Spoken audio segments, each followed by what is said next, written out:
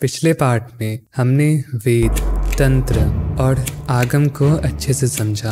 अब द्वैत और अद्वैत वेदांत और अद्वैत त्रिका क्या है इन्हें समझते हैं और तंत्र के विस्तार की कथा कंटिन्यू करेंगे।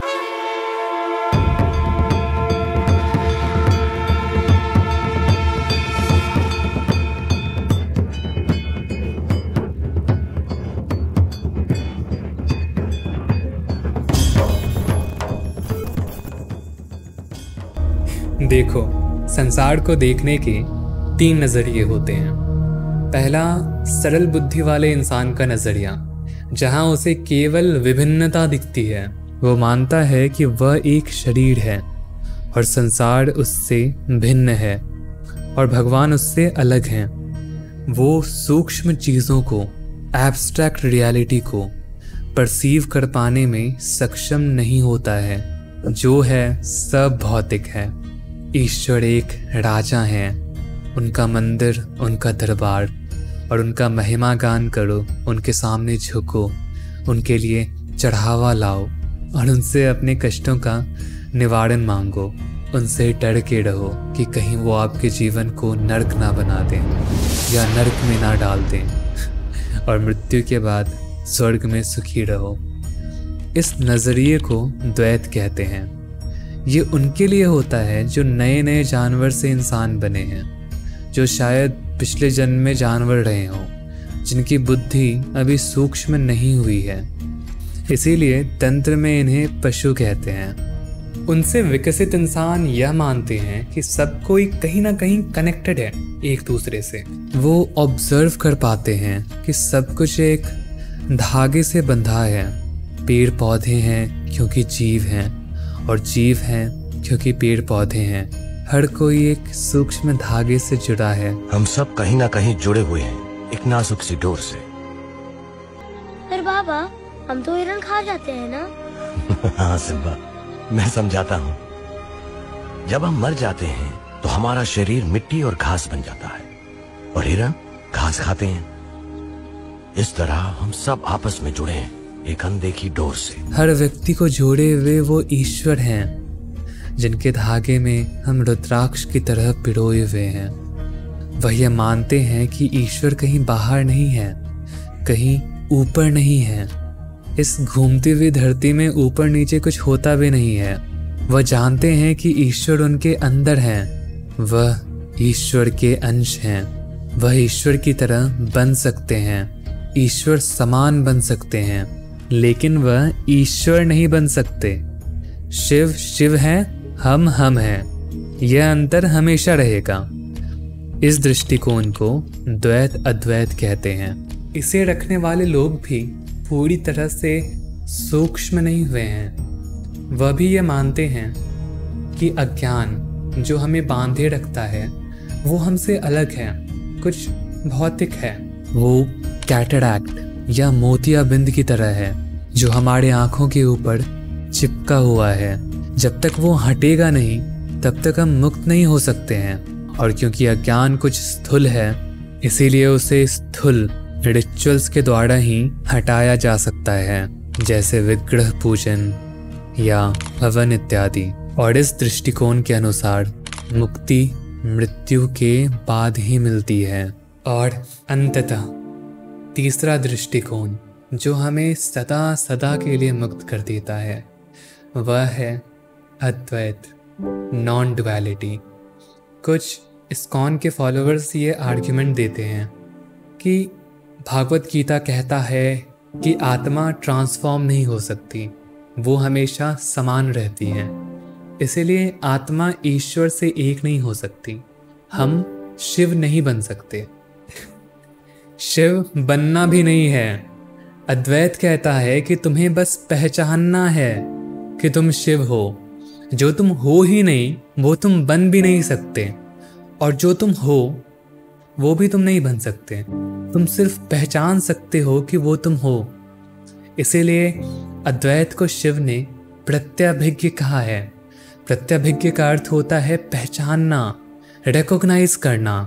एक शेर जो बचपन से ही अपने आप को भेड़ समझता है क्योंकि वो भेड़ों के बीच पला बड़ा है, वो भेड़ बन नहीं गया, वो बस मानता है कि वो भेड़ है। और एट द सेम टाइम वो वापस शेर नहीं बन सकता, वो केवल पहचान सकता है कि वो शेर ही है पानी में अपनी परछाई देख के। यही अद्वैत है। याद रखो तुम कौन हो, बस याद रखना कि तुम कौन हो। याद रखना। अद्वैत मतलब कि मेरे अलावा कुछ दूसरा एग्जिस्ट ही नहीं करता। उपनिषद कहता है एकमेव अद्वितीयम, केवल एक, बिना किसी दूसरे के। ईश्वर मैं ही हूँ। ये संसार मेरी ही चेतना का विस्तार है। मेरे दुख का कारण मैं स्वयं हूँ। मेरे गुस्से का कारण मैं स्वयं हूँ। नरक और स्वर्ग मेरे ही अंदर है। मेरे बंधन का कारण मैं स्वयं हूँ। मेरे मुक्ति का कारण मैं स्वयं हूँ। अज्ञान और कुछ नहीं है। मैंने ही अपने हाथों से अपने आँखों को ढक लिया है और अंधेरा अंधेरा चिल्लाता हूँ। अद्वैत कहता है कि अज्ञान है अपनी खुशी, अपनी मुक्ति, अपना प्रेम, अपने से बाहर खोजना। क्योंकि तुम बाहर मुखी हो गए हो, इसीलिए तुम बंधन में हो। एक कस्तूरी मृग की तरह तुम दुनिया जहान में अपनी खुशी, अपनी मुक्ति ढूंढ रहे हो। पहचानो वह तुम्हारे अंदर है। कोई तुम्हें हर्ट नहीं करता, कोई तुम्हें गुस्सा नहीं दिलाता, कोई तुम्हें दुखी नहीं करता। सबके कारण तुम स्वयं हो। पहचानो, मुक्ति है ये पहचानना कि तुम स्वयं में मुक्त हो। अंतर्मुखी, सदा सुखी। तो यह 3 दृष्टिकोण हमेशा से अस्तित्व में हैं और इन्हीं 3 दृष्टिकोण को मॉडिफाई करके कई सारे दृष्टिकोण बना दिए हमारे आचार्यों ने, जैसे विशिष्ट अद्वैत, शुद्ध अद्वैत, अचिंत्य भेद अभेद, एटसेट्रा एटसेट्रा। लेकिन शिव द्वारा यही 3 दृष्टिकोण बताए गए हैं। जैसा हमने एपिसोड 1 और 2 में जाना, उन्होंने 28 द्वैत और द्वैत अद्वैत तंत्र और 64 अद्वैत तंत्र प्रकट किए और यही 3 दृष्टिकोण वेदों में भी है। अब अपनी कहानी को एपिसोड 2 से कंटिन्यू करते हैं ताकि त्रिका क्या है यह समझ लें। फिर हम तंत्र साधना पे पढ़ेंगे।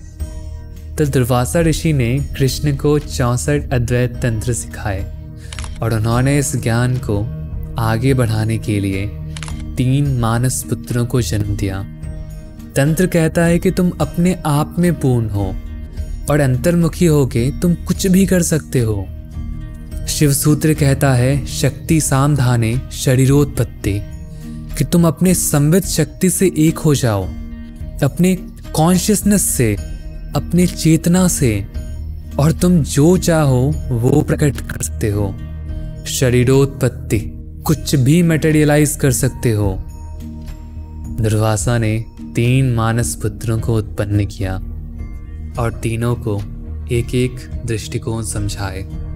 त्रयंबक नाथ को उन्होंने अद्वैत तंत्र सिखाए, आमर्दक नाथ को और श्रीनाथ को उन्होंने द्वैत अद्वैत और अद्वैत तंत्र सिखाए। दुर्वासा ने एक बेटी भी प्रकट की, अर्धत्रयंबिका, और उसे भी अद्वैत तंत्र सिखाया, क्योंकि तंत्र स्त्री पुरुष में भेद नहीं करता। यह 5100 साल पहले की बात है। फिर उन चारों ने अपने बेटों और बेटियों को यह सब सिखाया और तंत्र का ज्ञान आगे बढ़ा। अगर मैं एक एक संप्रदाय के हर जनरेशन के एक एक मास्टर के बारे में बताऊंगा तो वो थोड़ा बोरिंग हो जाएगा, इसीलिए हम इसे स्किप करते हैं। इन मास्टर्स के बारे में डिटेल में मैंने अपने बुक शिव सूत्र में लिखा है। खैर, अब हम आते हैं लगभग 1300 साल पहले। बौद्ध धर्म जो करप्ट हो चुका था, वो इंडिया में पीक पे था। गौतम बुद्ध के ज्ञान को मिस इंटरप्रेट करके ये लोग कुछ भी मान रहे थे। सनातन धर्म खत्म हो गया था। वेद और तंत्र का जो भी कुछ बचा था वो द्वैत था, अद्वैत नहीं। कई लोग सोचते हैं कि आदि शंकराचार्य ने अद्वैत दिया था।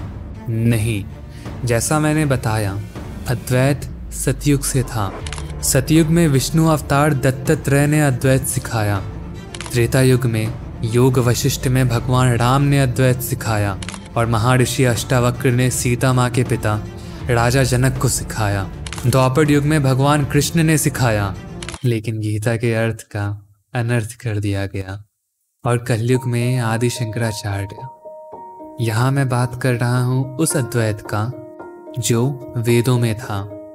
1300 साल पहले जब बुद्ध धर्म के अनुयायियों को डिबेट में हरा के सनातन धर्म की पुनर्स्थापना की जा रही थी, तो कुमारिल भट्ट का वहाँ बहुत बड़ा हाथ था। लेकिन उन्होंने जिस सनातन धर्म की पुनर्स्थापना की वो द्वैत दृष्टिकोण वाला था, जिसे पूर्व मीमांसा कहते हैं। उसमें बस रिचुअल्स, हवन, इन्हीं सब की मान्यता थी। अद्वैत ज्ञान खो ही गया था। इधर तंत्र में भी बस पंचमकार, बलि प्रथा, यज्ञ, होम, यही सब बच गया था। अद्वैत तंत्र भी खो गया था। तब शिव ने फिर हस्तक्षेप किया। वो आदि शंकराचार्य बन के अवतरित हुए। आदि शंकराचार्य ओरिजिनल साइक्लोनिक हिंदू थे। उन्होंने करप्टेड बुद्धिज्म को तो निकाल फेंका ही, साथ में कुमारिल भट्ट के शिष्य मंडन मिश्र को भी शास्त्रार्थ में हरा के अद्वैत को पुनः स्थापित किया। आदि शंकराचार्य के जीवन को हम एक सेपरेट सेशन में जानेंगे। उनके द्वारा स्थापित किया गया अद्वैत वेदांत कहलाता है। इधर कश्मीर में भगवान शिव वासुगुप्त नाम के एक तांत्रिक के सपने में आए। यह लगभग एक ही समय की बात है जब शिव ने आदि शंकराचार्य का रूप लिया। वासुगुप्त एक शिव भक्त थे। उनके सपने में आके उन्होंने उनसे कहा कि अद्वैत तंत्र खो गया है, तुम्हें उसे पुनर्स्थापित करना है। महादेव पर्वत पे एक पत्थर के नीचे तुम्हें शिव सूत्र अंतर्लिखित किया हुआ मिलेगा। तुम्हें उस ज्ञान को ग्रहण करके सब तक पहुंचाना है।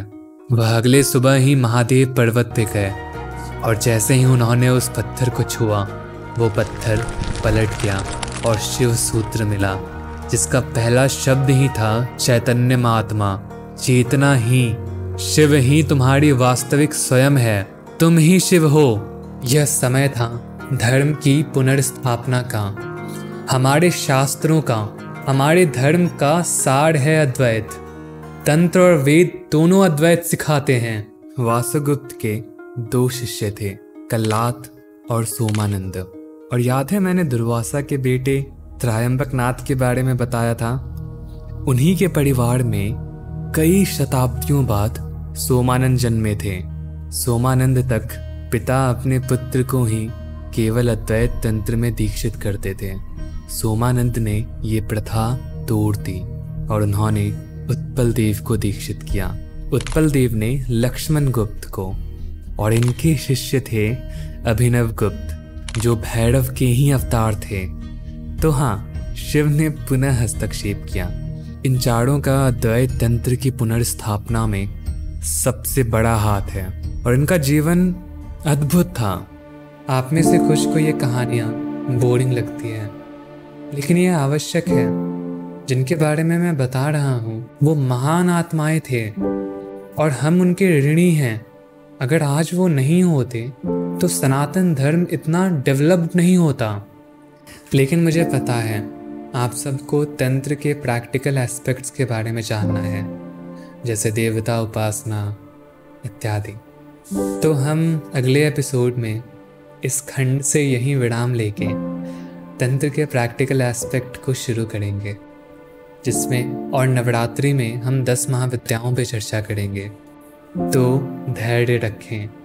मेरा इस सीरीज से उद्देश्य है तंत्र के हर एक आयाम को स्पष्ट करना। मैं इस धरोहर को YouTube पे छोड़ के जाना चाहता हूँ आने वाले जनरेशन्स के लिए। और इस सीरीज से मेरा एक और उद्देश्य है कि कश्मीर की महानता को जन जन तक पहुँचाना और इन गुरुओं के धरोहर को हर एक इंसान तक पहुँचाना, रिकॉग्निशन जो वो डिज़र्व करते हैं। खैर, आज के लिए इतना ही। अगले एपिसोड में हम अद्वैत तंत्र और अद्वैत वेदांत के फिलॉसफिकल डिफरेंस को समझेंगे और फिर प्रैक्टिकल साधनाओं पे बढ़ेंगे। ओम नमः शिवाय।